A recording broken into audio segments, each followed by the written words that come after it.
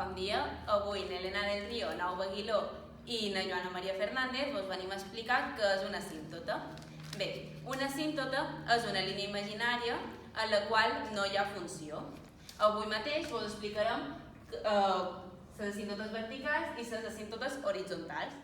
Una funció té asímptota vertical x igual a r quan el seu límit dona més menys infinit o un nombre partit 0.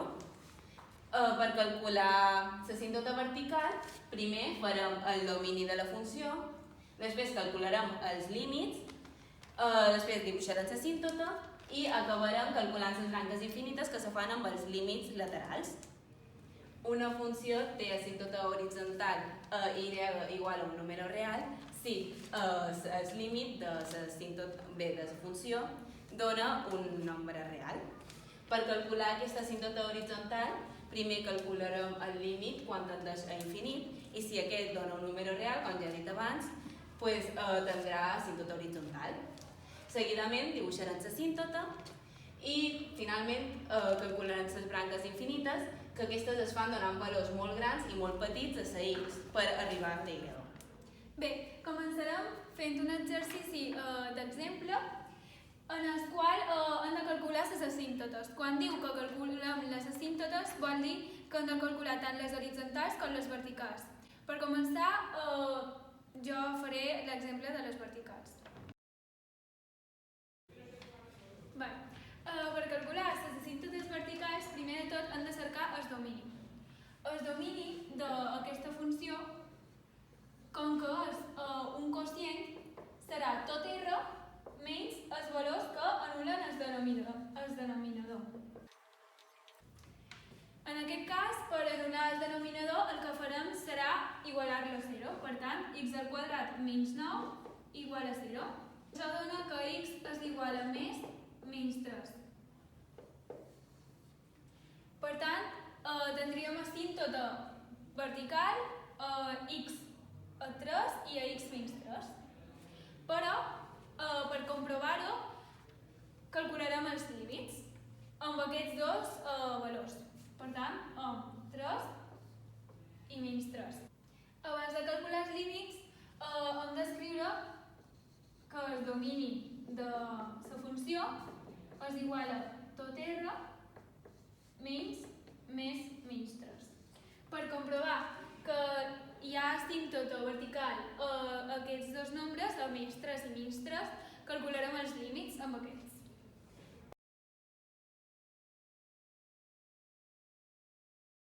Això ens dona 38 partit 0, és a dir, un nombre partit 0, i és una indeterminació. Per tant, comprovem que x igual a 3 hi ha asímptota. Seguidament, calcularem els límits de x igual a menys 3.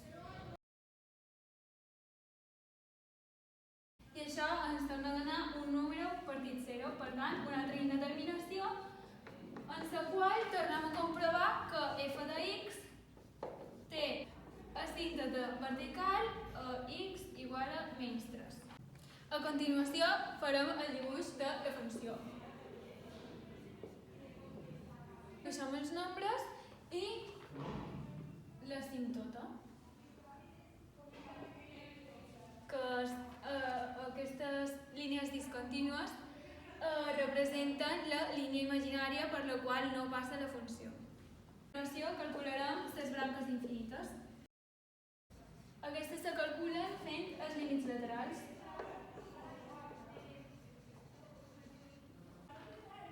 Per calcular els límits laterals el que fem és cercar un nombre, un valor, que s'atraqui molt al que ja tenim. És a dir, en el cas del 3,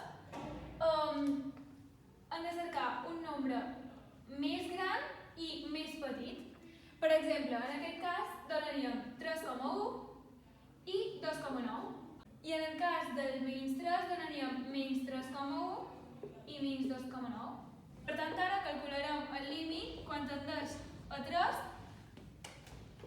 i posarem un més per indicar que és el més gran que 3, però no posarem 3,1 perquè cada un pot indicar el nombre que vulgui.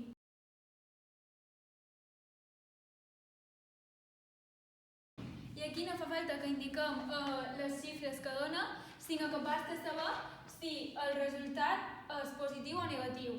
En aquest cas ens dona positiu i positiu, és a dir, positiu, i això ens indica que tendeix a infinit. I ara realitzem el mateix amb substituint per 2,9, menys 2,9 i menys 3,1.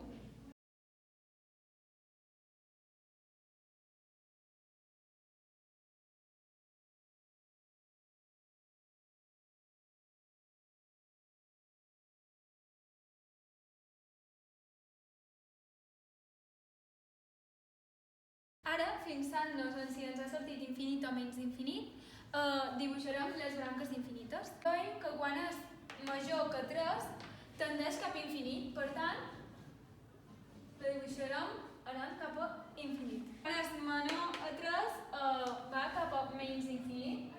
Quan és major a menys 3 va cap a infinit. Major a menys 3 és el que està a la dreta, ja que menys 3,1 és menor que menys 3. I per tant, el menor que ens dona menys infinit va cap a menys. Bé, com ja hem vist, una funció pot tenir una asímptota vertical, aquí hem fet el càlcul, i ens ha donat que té una asímptota vertical de 3 i una menys 3.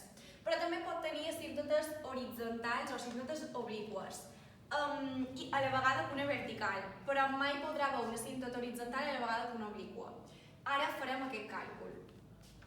El que hem de fer és el límit d'aquesta funció quan tendeix a infinit. Copiem la funció. Si substituïm, que basta que substituïm en el que té la potència més gran, ens donarà infinit partit entre infinit. I aquest és un tipus d'indeterminació. Quan ens surt aquesta indeterminació, el que hem de fer és dividir per la màxima potència. En aquest cas és x al quadrat. Per tant, dividirem cada nombre entre x al quadrat.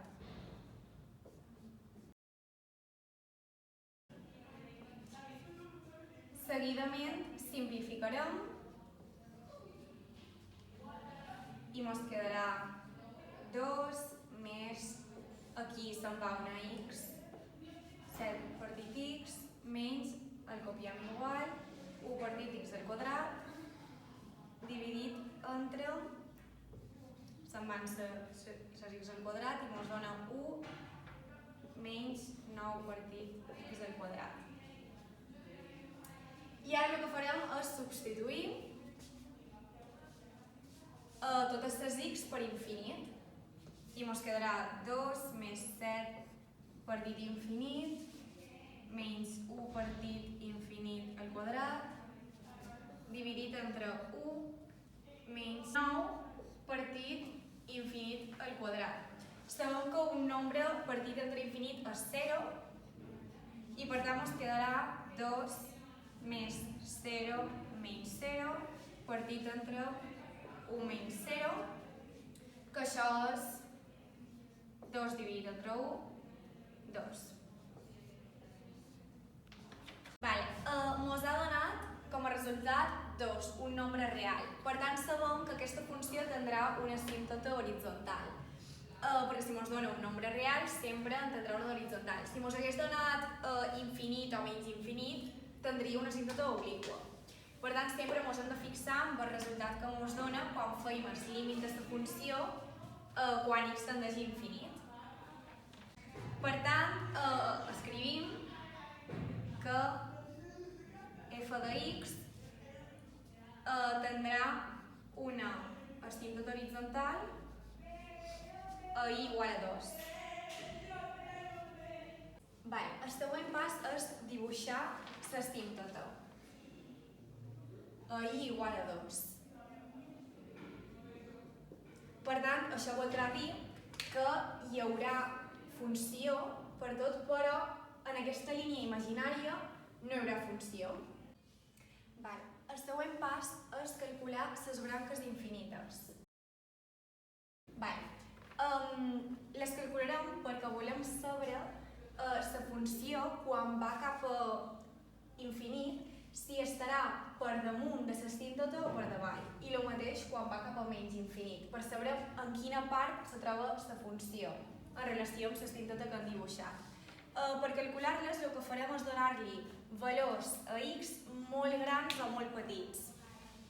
I en aquest cas li donarem a x el valor de 100. Per tant, posarem x igual a 100 i el que farem és, per calcular i, substituir aquesta funció inicial. Substituïm la x per 100, 2,07. Per tant, veiem que quan x va cap a 100, la funció estarà per damunt de 2, perquè ens ha donat un valor que és un poc més gros que 2. I per tant, ho indicarem amb una fletxa per damunt de l'asímptota. I ara fem el mateix, però donant-li a x el valor de menys 100 per veure el mateix però a l'altra banda, quan va cap a menys infinit, si està per damunt de l'asímptota o per davall. Per tant, fem el mateix. Substituïm a la funció. Això ens dona 1,9. Bé, ara, en aquest cas, veiem que quan x va cap a menys 100, la funció estarà per debaix de l'asímptota, perquè ens ha donat 1,9 i que és un valor més petit que 2. Per tant, i tenim com 1,9 i per tant ho indicarem d'aquesta manera, una fletxa per debaix de l'asímptota que va cap a menys infinit. Veiem que aquesta funció seguiria aquests patrons, en aquest cas aniria cap a infinit, en aquest cas cap a menys infinit, però veiem que mai tocaria aquesta línia imaginària que denominam asímptota. S'acostaria molt, però mai l'arribaria a tocar.